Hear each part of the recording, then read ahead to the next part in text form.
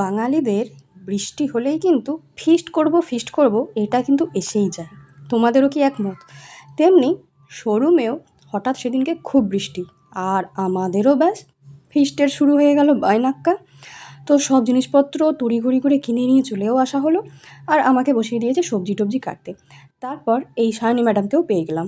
তো সায়নী ম্যাডামকে আমি ধরে বেঁধে বললাম, তুমি পেঁয়াজগুলো কাটো, আমি ততক্ষণে ভাতটা বসাই আর আলু টালুগুলো নাড়তে শুরু করি, কারণ ওদিকে কাস্টমারও চলে এসেছিলো আর ওরাও কিন্তু কাজে ব্যস্ত ছিল। এই সব করতে করতে আর আলু নাড়তে নাড়তে কিন্তু অলরেডি 12:30 পৌনে 1 হয়ে গেছে। তো ততক্ষণে ভাতটাও হয়ে গেছিলো।